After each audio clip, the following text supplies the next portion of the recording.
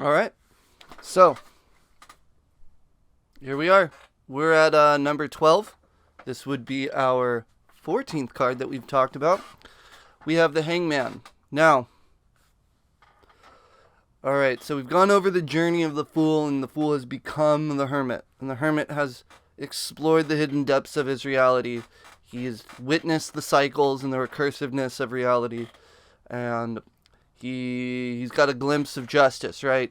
So what does he do now? All right, so now the Hermit, in order to gain better perspective, hangs himself upon the tree. And this is the Hangman. What is the Hangman? We already know who the Hangman is. So, what is the Hangman? The Hangman is Odin on Yggdrasil. The Hangman is Jesus on the cross. The Hangman is a point of self-sacrifice and a change in perspective in order to get greater insights into reality. Okay? Its Hebrew association is mem. The letter mem means water. Water's the elemental association. This is one of the three mother letters. So Aleph is a mother letter, meaning air. Mem's a mother letter, meaning water. And then Shin's a mother letter, meaning fire. Because why are they mother letters? Again, Hebrew, but we're not there. We're not there yet. Okay. You just kind of have to get these associations given to you, right? And later on, through meditations, through the practice, you actually start to understand why.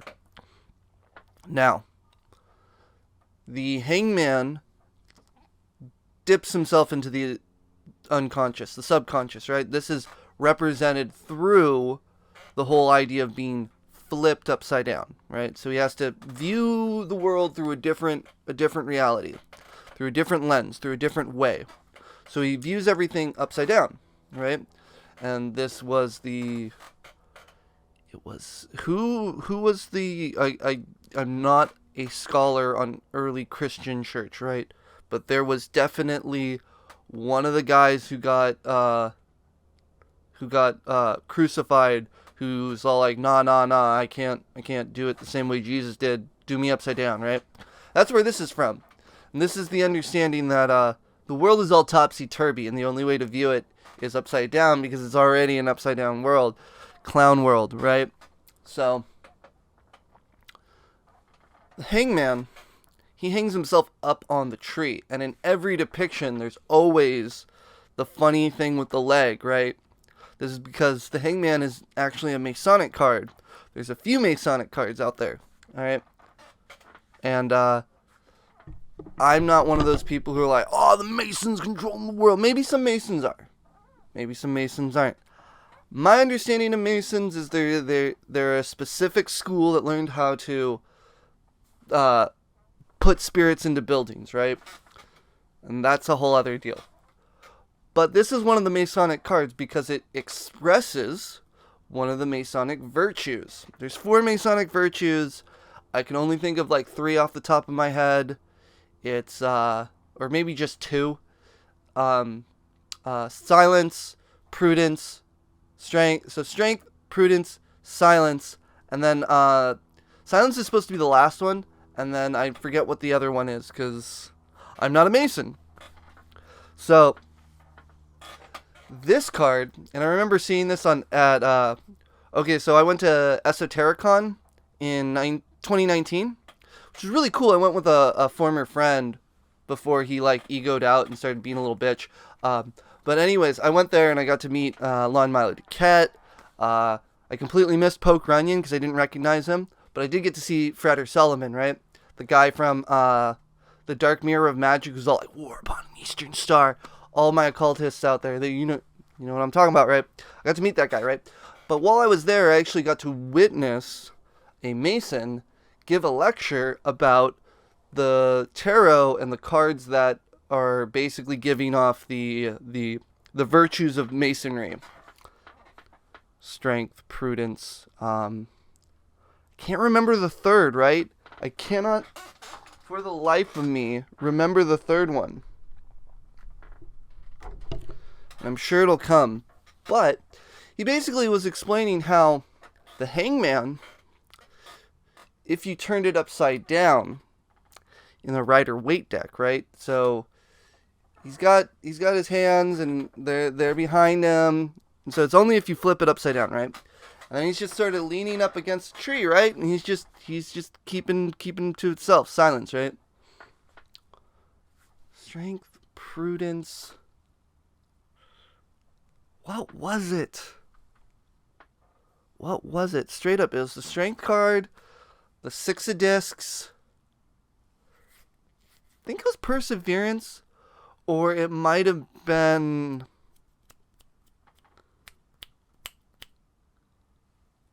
temperance. I think it's temperance.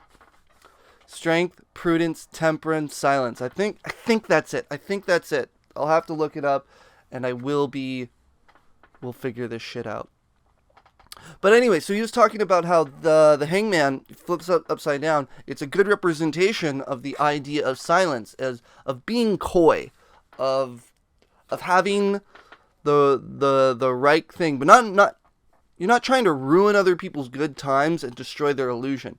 But even though that's exactly what the hangman's trying to do, he's trying to view reality through a different point of view so that he can destroy all illusions. So he's not bound by misconceptions or misinterpretations.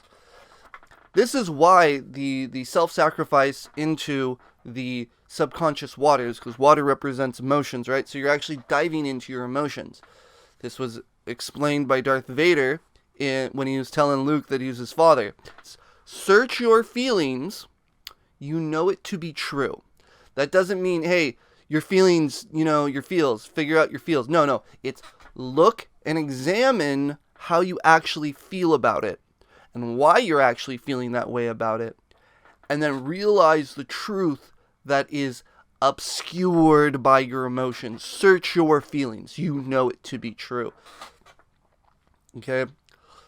So, Hangman dives into the waters of himself. Okay, so this is very much a just like the Hermit card, because again, the Hangman and the Hermit are the same card. We've gone from the Fool to the Hermit. Now we're Hangman, right? So we're hanging ourselves up on the Tree of Life, on Yggdrasil, chucking our eye into the Well of Knowledge. And we, again, the well, watery.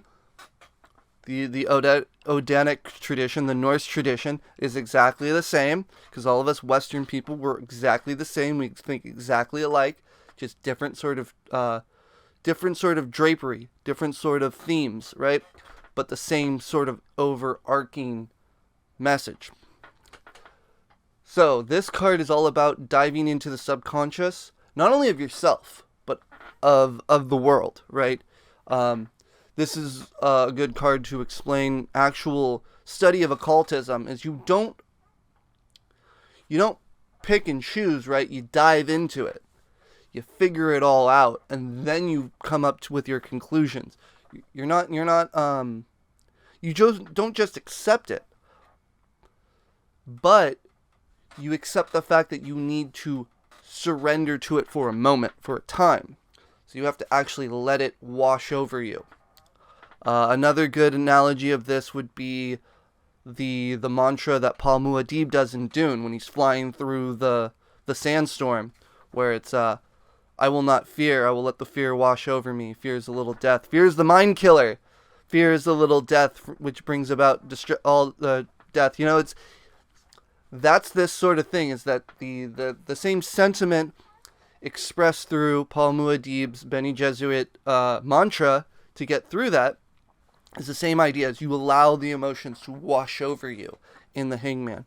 You sacrifice you strap yourself to the tree so that you don't act on the emotions, right? But you just sit there and you witness. This is the witness card, right? This is a sacrifice card. This is about accepting, right? Necessarily just allowing it to happen. The self-sacrifice. And that is this card. It is really cool artwork on the Thoth deck, far left again. Really cool. There is always that canted leg thing going on because, again, masonry card. If you know your masonry symbols, you can spot the masons. I I don't think they're bad guys, but then again, you might put me on a list because I don't think the Masons are the bad guys. Okay, and that's the Hanged Man card. All right, so we are past the halfway point. We've done it. We're over halfway now. Woo! All right, so that's the Hangman card. Like it if you like it. Share it if you want to share it. Share it if you don't. Subscribe. Subscribe if you like it. Subscribe if you don't like it. Leave a comment. Let me know what you think. Again, I'm not the smartest person in the world, and I don't do research before this. I just go off of what I understand of the card from my practice. And yeah, let me know if I missed anything, if there's anything else you want to hear about. I don't think anyone really makes it to this far in my videos, but I mean, you gotta start somewhere. And I mean, I would happily talk to anybody about this stuff, but again, I had a friend who's a loser who wanted to talk about movies rather than the occult. Little did he know about Mueller, Rags, Critical Drinker, or any of those people, because those people are fucking way better at talking about movies than he or I will ever be.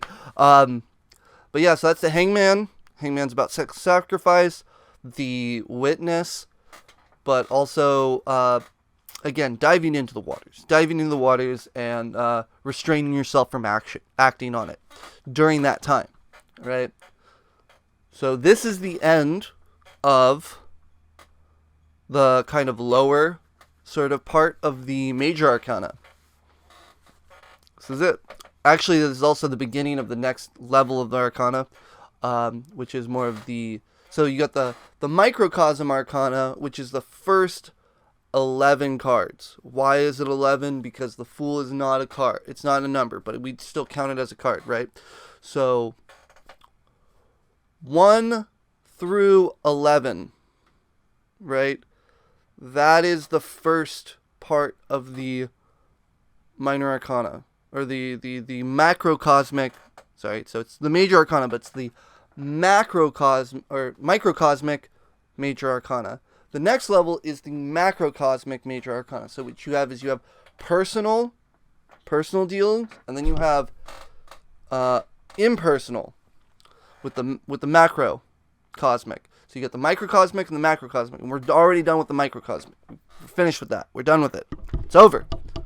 Finite. Right? And so now with the death of the hermit, right, the sacrifice of the hermit, we can move into the next one. And you guys can all guess what the next card is, and I encourage that, because the next card is Lucky 13, everyone's favorite card. Everyone loves this card. I mean, as long as it's not the happy squirrel. It's just not the happy squirrel. Oh my god, not the happy squirrel! But yeah, that's my episode. Alright guys,